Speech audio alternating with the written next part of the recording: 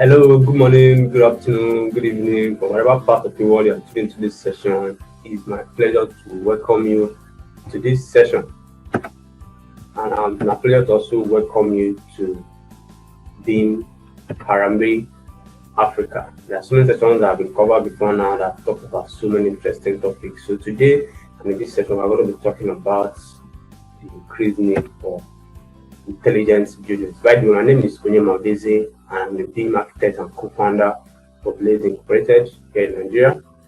Before we get started, I'd like to tell you a little bit about myself. So, I had my bachelor's and master's degree in architecture here in Nigeria at the University in Lagos. So that means I'm an architect by profession, but of course, I diversified into so many other things that are not purely architecture.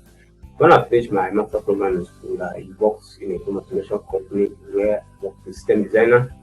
Over that period of time, I learned how to design technology systems and also how to integrate technology systems into building both commercial and residential. But after my experience there, I decided to focus on my own company called BIoT. So BIoT is a BIM consultancy and IT integrations outfit based in Nigeria. Most of our projects are for SMEs and private companies. We consult for them on how to implement BIM and also work smart, so integrate the right solutions into their workflow. And I do a lot of BIM modeling. I work mostly with Revit, so I'm an certified professional for Revit architecture and MEP, both mechanical and electrical discipline. So I do a lot of BIM modeling, multidisciplinary BIM modeling, both in architecture and beyond architecture.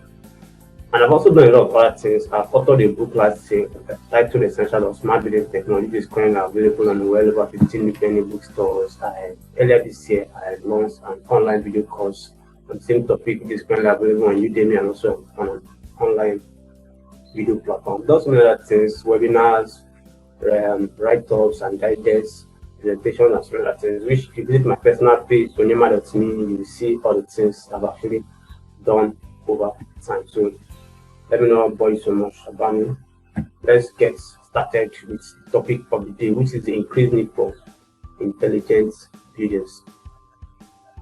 So what actually brought about this topic is the fact that in our industry today, there are so much digital transformation that is taking place. But a lot of time, you find out that these trends that are springing up in our industry tend to focus more on the way we design and deliver buildings.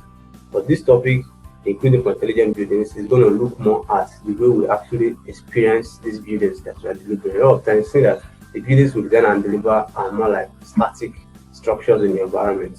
But as we see in the course of this presentation, buildings actually play a very important role in our lives, and it's very important that these buildings become more intelligent and much more adaptive to our needs. So before we talk about that, I would like to even look at technology from a wider perspective, because for the buildings to be intelligent and smart, that means they're integrating technology into them, right? So let's even look at technology from a very wider context of it. So I'd like to trace how far technology has come over time. So I would like to go back in time to the 70s. Before the 70s, technology was seen more as a commercial necessity, like the big brands then, like IBM and the likes, were the people that mostly use technology to solve their commercial problems, right? So they had these servers and big rooms, mainframe computers that they used back then to solve their commercial problems. But then back in that early 70s, some new breed of entrepreneurs, some new breed of startups began to come into the scene. The likes of Apple, the likes of Microsoft, they began to come to the scene, and these people began to change their status quo. We began to bring technology home, like we began to leverage technology to solve our personal problems, no more commercial problems. That was how it all started. By the time you fast track to 2007, that was when Apple launched the first iPhone, and so much has happened between that time and now. In fact, iPhone today smartphone generally today is an integral part of our lives. There is little to nothing like an audio on a phone today.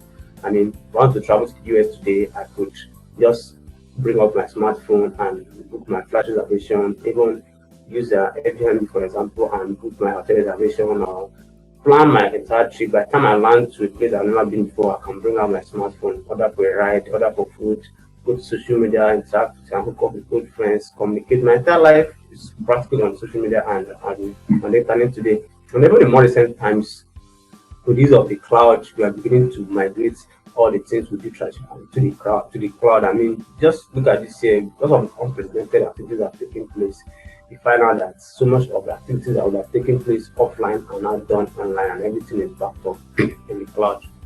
Right, so that is so much of technology. I mean, we are today kind of entrenched in technology, we are kind of drowning in technology, everything we do is centered around technology. So you might be wondering what is our got to do with BIoT, right? So let's even look at BIoT. When you look at it critically, you realize that we spend as much as 90% of our lives in building. I mean, which one of us here was not giving birth to in a building? We are giving birth to in a building, right? In a hospital. You are raised in buildings, in your home, you are educated in buildings, in schools, you eat in buildings, either at your home or a restaurant or in hotel or wherever it is. You sleep in buildings, either at your own house or wherever it is. We enjoy ourselves in buildings, we work in buildings at our workplaces, even more recently, we work from home. We develop, we prosper. Practically all our lives are spent in buildings. In fact, the many 10% that we don't spend in buildings, a lot of times we're actually moving from one building to another building. It's either you're moving from your home to your workplace, or you're moving to a place of worship, or you are moving to a place of entertainment, or you are moving. Most of the time, we are always in buildings. So when you look at it critically, you see that buildings are at the heart of our lives. But like I said earlier, most of these buildings we've been designing are more static elements. How do we make these buildings to actually begin to adapt to our needs much more intelligently? So that is what we're going to be looking at in this very presentation. So how do we make buildings intelligent and smart? When we want to talk about smart and how to make buildings smart, we need to first of all define what smart building technology is. So according to James Napoli in a book he wrote some time ago, he defined smart building technology as the process of conceiving, designing, constructing, commissioning, and operating buildings, leveraging technology to optimize the goals and objectives of the built environment. So when you look at this definition, two things will catch your attention. First is that smart building technology is an all-encompassing process. Yeah, I would like to look at it as a process. So it starts as much as the conception stage of the building, to the design, to the construction, commission, and operation space of that building. So it spans over the entire building life cycle. And then the second aspect of it is that you are leveraging technology to optimize the goals and objectives of the built environment. This simply means that smart building technology on its own is not an end, but it's actually a means to an end. It's an enabler. So you use this to enhance the livelihood of the people that experience these buildings. Right? So those are the two major things. So having defined smart building technology and having realized that it's an all-encompassing process that starts from conception all the way to the operations phase, it's important to emphasize that this presentation are going to be focusing more at the operations phase of the building, how we as human beings interact with these buildings. I mean, the facilities we are putting out today, how we operate it, and how the users interact with them, which are then there as human-centric buildings. How do we make buildings human-centric? So we're not going to be focusing more on the conception, design, and operation, and the construction and the commissioning stages, which most of the other presentations are actually looked at in more detail, right? So we're going to be looking more at the operation space. How does the end users interact with these buildings, right?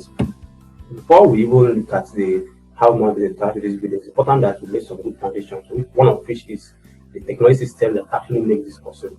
So if you look at the screen, you see that I have about 7 million classifications of technology systems that can be found in buildings today. Of course, not every building doesn't need to have all these technology systems, but these are some technology systems that we expect to find in buildings today that helps to make them smart, right?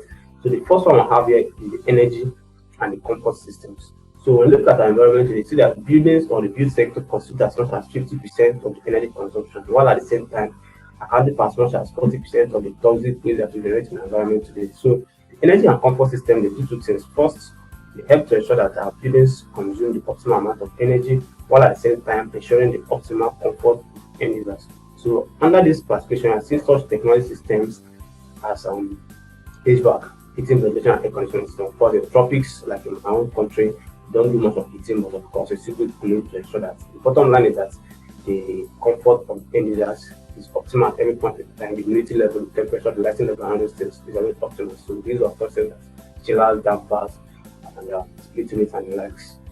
You are ensuring that the energy level of that building, the comfort level of the building is always optimal at every point in time, right? So here you are talking about most of the HVAC systems, and of course you also have such systems as the lighting system, the smart lighting solutions find in buildings today that ensure that every point in time the lighting level in every space is optimal, depending on the kind of activity that is going on in the space. Ensure that you have the right amount of lighting, and when the space is not being utilized, the lights go off and light. And then we have another one called the electrical management system, which is now focused more on the devices that you find in buildings today. Because the buildings consume a lot of energy, we find out that there is a need to also ensure that these devices do not consume so much energy. So these are first things like smart power strips. When devices are not being utilized, they just cut off the energy consumption of the power supply to the device. So these are things that help to ensure that our buildings today consume optimal amount of energy without sacrificing the comfort of the end user.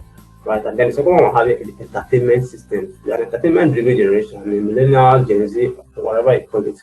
We like entertainment. You go to social media today, you see couple of entertainment, So there are also solutions in buildings today that also enhance entertainment. So you begin to see such things as audio distribution systems in buildings, begin to see such things as video distribution systems in buildings. The audio visual you find in buildings today and how they are distributed across the entire facility. And they also have such things as home cinemas today in buildings. You have things like virtual reality gaming solutions, and so many of the entertainment systems you find in buildings that is the focus of this set of technology systems, right? And then the third one having is the security system. Security is very, very important, especially in today's world that is becoming more sensitive by the day, right? So we're talking about security, I'm talking about both the physical security and digital security or cyber security. Talking about physical security, such technology systems as access control system that monitors who comes into the house and who leaves the house.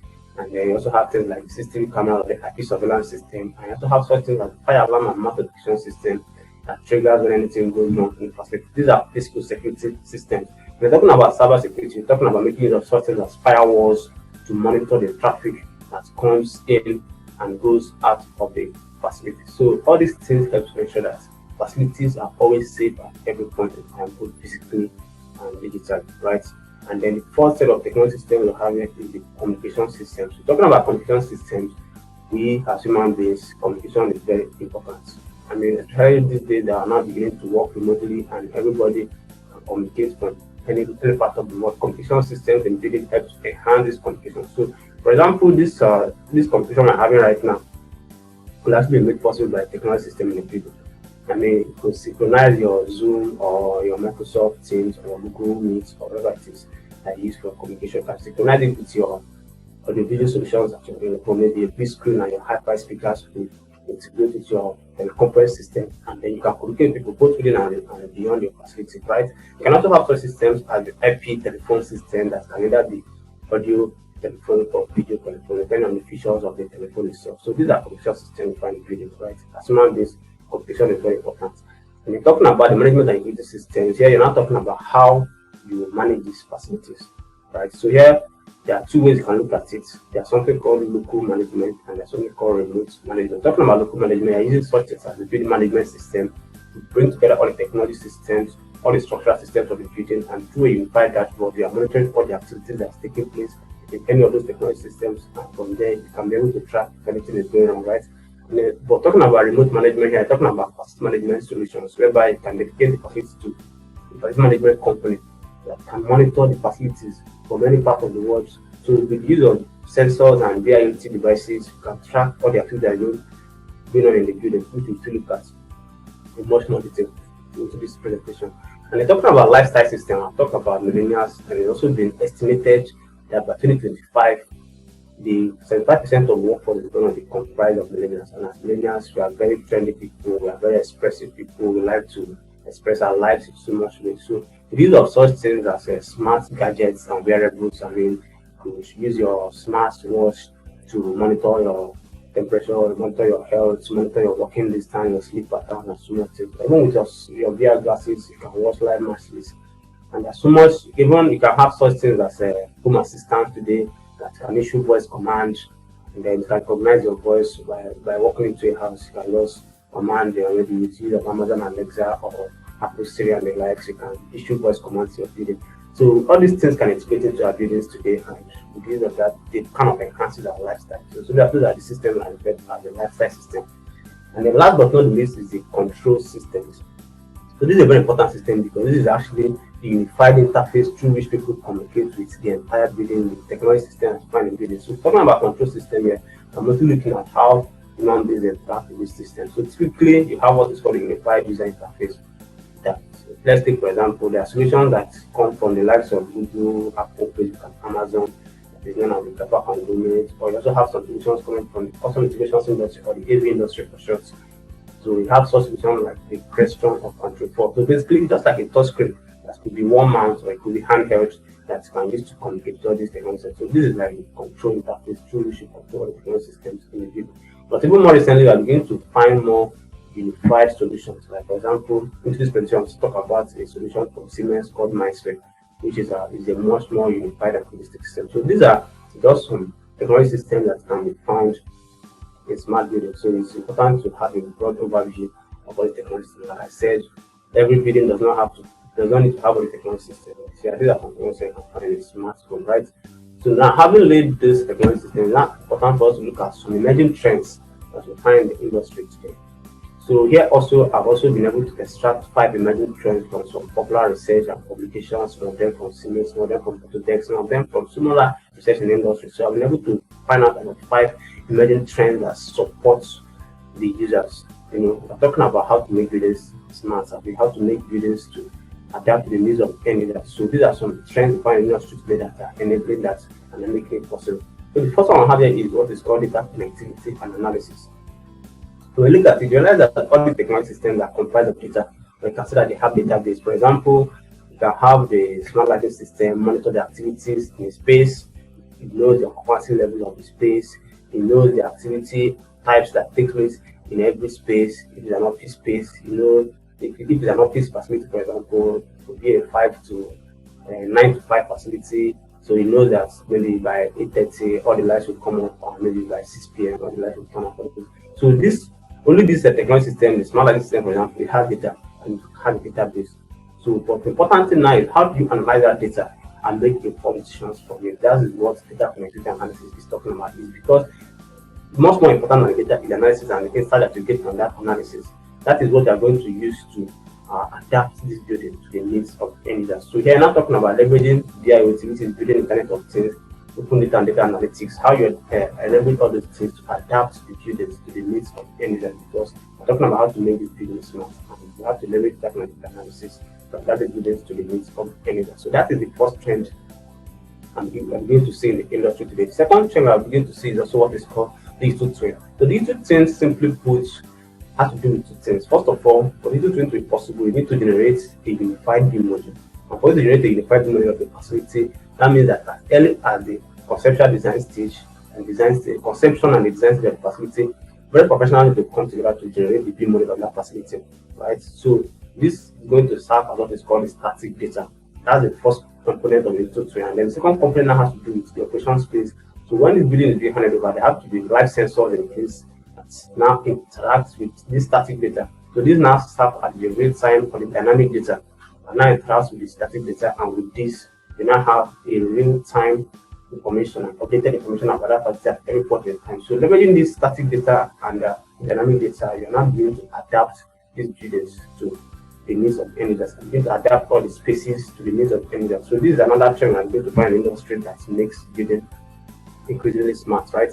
And then the third trend we are going to see as well is security. I mean, security is very important in our world today. We need to guarantee the users of this facility that the facility is safe at every point in time. So for you to leverage this, you need to begin to use such things as, talking about access control system, for example. With the use of access control system, you are beginning to scan who is coming into the building and ensure that this person is not infected with any pathogen or germs or virus or whatever, right? So this is a physical check. And then also when people are within those spaces, you're also monitoring the activities to ensure that they are not compromising any security policy or whatever in that building. So these are some physical aspects of security. And then the data or the cyber security aspect also has to do with monitoring the traffic that is coming into the building. So the use of local area network and wide area network, you now have what is called a firewall in between. So local area network is kind of within the location of that facility, and wide area network has to do with the internet and the wider network beyond and the device in that building communicating. So the firewall, they are going to now monitor the incoming traffic and outgoing traffic and ensure that at any point in time everything is intact and the systems in that building, none of them is compromised at any point in time. So these are some things, some steps I can take to ensure that our facilities today are always safe at all points. right? So that's another increasing trend we find in the industry today. And so most of the time, these are coming as services from some third-party solutions. They're coming as solutions from third-party companies that offer these executive features, right? And then the fourth trend we also have is the predictive operation and maintenance. So we look at the traditional way we maintaining all these facilities, realize that, let's take for example, at the handover stage of the facility, the contractor or the consultant on that project will hand over to the facility manager the spreadsheet, for example, maybe a Kobe spreadsheet of that facility, or even in some advanced plans, they might offer a 3D model, which most times is in IFC format. So a lot of times, right, you find out that the facility manager cannot really do enough with this static information. So, but by the time you're now beginning to leverage sensors and IoT devices across the building, you now have a much more real-time information, not just static information that you handle over the handover stage of the facility. Things like Onyema and the likes. By the time you have live sensors across the facility, you are now being able to predict.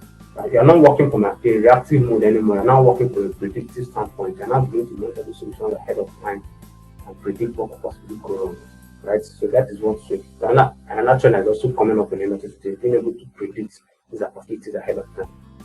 And then, of course, all these things now tied to something called environmental sustainability, because the bottom line of all this in our environment, in the wider scope, is to ensure that these facilities do not constitute so much havoc or generate toxic waste in our environment, and then they also do not consume so much energy.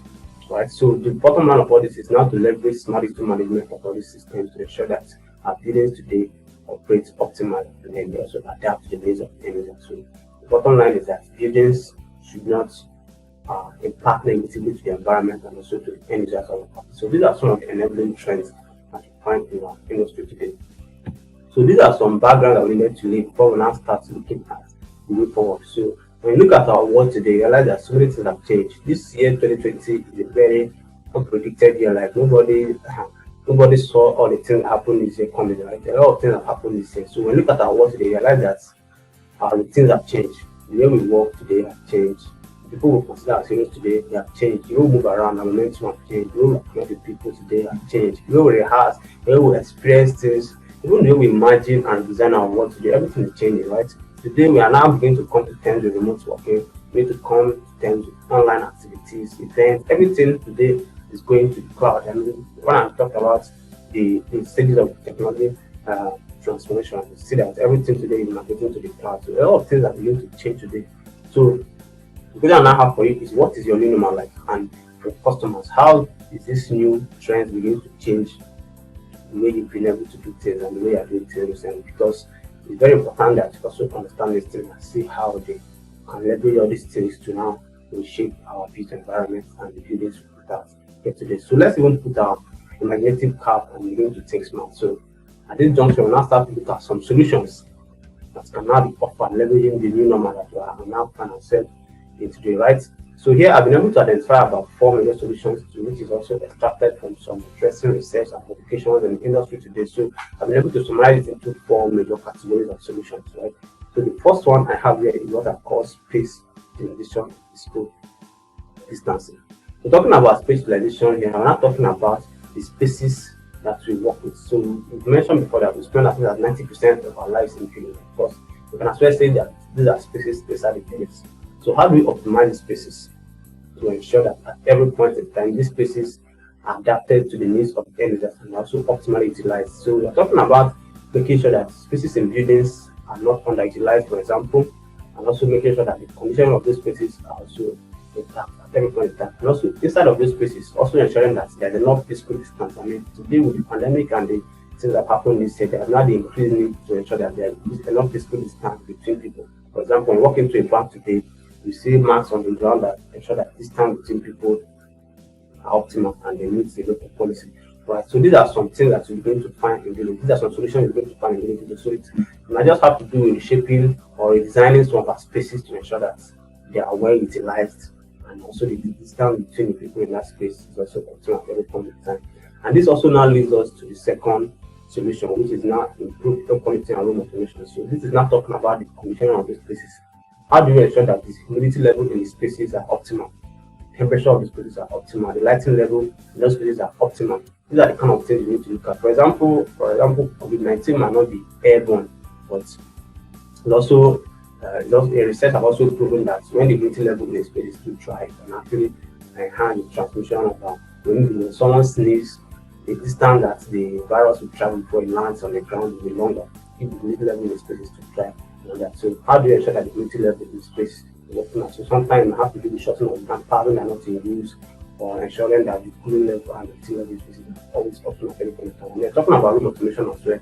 We're also talking about automatically adjusting the spaces to meet the requirements of end users. For example, when a space is not being used, the lights will just turn off, or when the devices in that space are not being used, with the use of the smart power strips and the PoE, you can turn off, you can cut off power supply to the devices to ensure that everything is kind of automated. It requires less of human interference to adjust the spaces, right?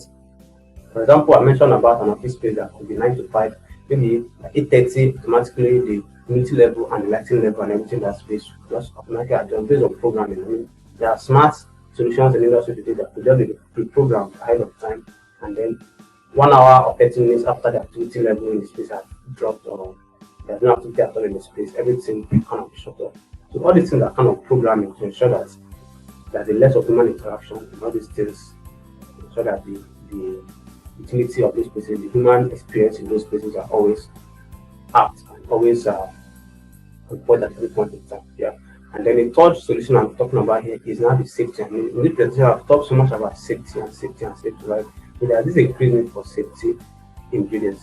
So I mentioned the other time about an access control monitoring who comes into the building and who leaves the building. I'm also talking about these two cyber security, checking the incoming traffic and outgoing traffic. All these are security concerns that we are all having today. And then in the use of technology systems today, we are always ensuring that there's always security and safety in our spaces. So yeah, of course, they say that safety first in everything we do, right? So just to ensure that both physical security and cyber security of our spaces are always intact at every point in time. This cannot be overemphasized. So that is the third solution that we can talk about. And then the fourth here is now talking about remote and wireless connectivity.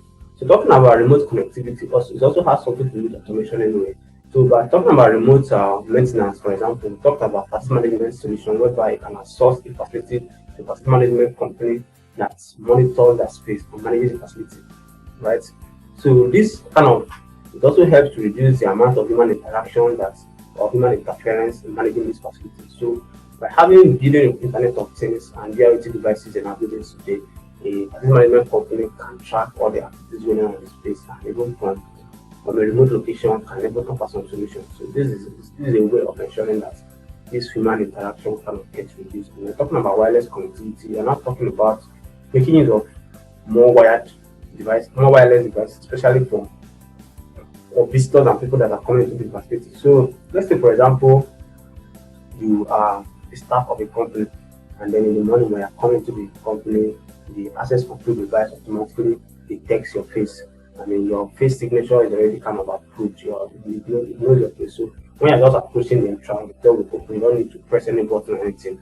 Wirelessly, you are granted access into the building. And then when you get into the building, you want to take a lift, let's say to the 5th floor. You don't need to press any button on the lift because the access control in that building has granted you access.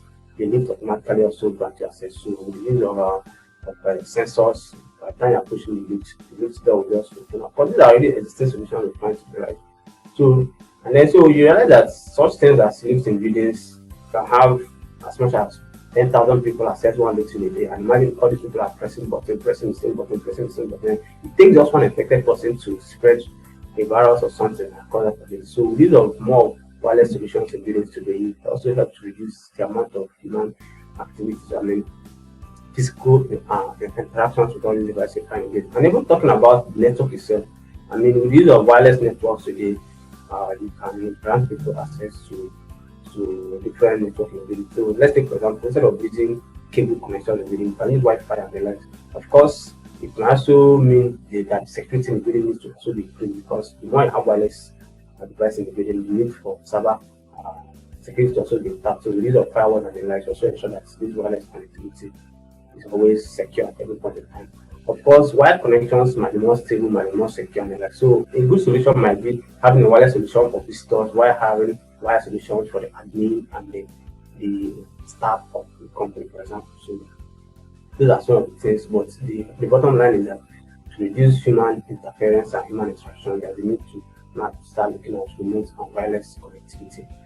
So these are some of the solutions that also find today. So you might also be wondering if there are some good solutions in the market today. So the last time I was talking about control systems, I talked about solutions from the likes of Google, the likes of Apple, Facebook, Amazon, the likes of the customer applications of the AV industry coming from the likes of Control 4, Question and the like. So these are some of the control solutions that we find in our industry today. But I mentioned about the solution from Siemens, which is called Mindsphere. So before I want to explain how this works, let me even paint a typical scenario to you. So let's assume that a man that has interest in automating his house wants to have a media room, a space where he wants to entertain himself. He wants to be able to watch HD videos. He wants to be able to listen to high fidelity audio. He wants to be able to play games in VR and all those interesting stuff. So he dedicates a media room in space that he wants to do that. And then for him to now do this, you now go to the market, or you just go to Google and find the best smart TV in the market. So you go to market, get a TV that is IP enabled. He goes into his house. And then tomorrow he hears of a fancy speaker from BIoT, Bang & Olufsen, for example, a wireless speaker that is easy to interact with. He goes to the market, buys himself, bring it to his house, and then tomorrow he hears of this fancy cardboard or VR glasses from a very impressive vendor, and then he's also IP enabled. He buys it and brings it to his house. And tomorrow he hears of this fancy couch that is also controllable from your phone, like you can press and it will just adjust and all this. So by the time you know it, he brings so many of wireless devices into his house, and by the time you start complaining that these things are not functioning properly because they are going to interfere with each other. So there are so many wireless connections. Not just for the fact that they are wireless, but the fact is that they were not planned from the conception stage of that from that space. There was no pre-planning. He just is a tech enthusiast, so he likes to explain technology. So he just double up things from different directions and point to the future direction. But what I'm now talking about is not being able to have a more unified solution. By the time we define smart building technology earlier, we mentioned that it's an all-encompassing technology, right? That's come from the conception stage. So we're talking about smart building technology, we realize that there's that need to actually pre-plan for these things from the conception stage to design stage, the construction and the commissioning and the operation stage of these facilities. So we're not talking about controlling these things. There's another need to also unify them. And this Mindsphere is a very robust solution that I've also identified that is a good starting point at least for the industry. So basically how this works is that you have all these BIoT devices in the buildings on the lower layer in the facility, and then you now have a unifying platform that brings everything together. And then through this open source platform, and then because an open source platform can have third party vendors also build their own solutions on it, and then from this common platform you can now begin to offer a solution that can now adapt to the needs of area. So this is a more holistic way of doing things. So this to me is a starting point. What I can envisage in the near future is the fact is the possibility of having an operating system. And we think about the automobile industry, think about the telecom industry. Your smartphones today have operating system, your PC today have operating system. So I envisage that possibility in the near future, whereby our buildings as well have an operating system that will unify both the hard and the soft part of our building. Everything kind of comes together. So this Mindsphere is a very good solution that sits today in the industry that helps to bring together all these solutions, right? So this is one. And then you might also be, when I also talked about my brand at the section of this presentation, I also talked about the fact that we offer both offline and online services. So online, most of the time, we create a lot of content that is centered around digital transformation in our industry. Not just about smart building this time, but everything that has to do with digital transformation in our industry. So if you visit our website, you see that we have so much of content. I have content in video format, I have content in audio format, I have content in written format, I have books in different bookstores, we have an online academy with a lot of content. But even more recently, we run this initiative on our Instagram page, which is called the Blaze Tech News. Every day by 6 p.m. West African time or 5 p.m. GMT, we drop a content that kind of just speaks something very tiny in our industry and lightening in it. So the digital transformation trend is setting up on Instagram. So the least you can do is just to follow us on Instagram, just search for Blaze Trade on Instagram, and every day you can be sure that when you come on that page, you learn something new in transformation. So At this point, I would like to also open up the floor to any question and answer. So if you have any question, feel free to drop it in the comment section, and I'm glad to answer the question. So thank you very much.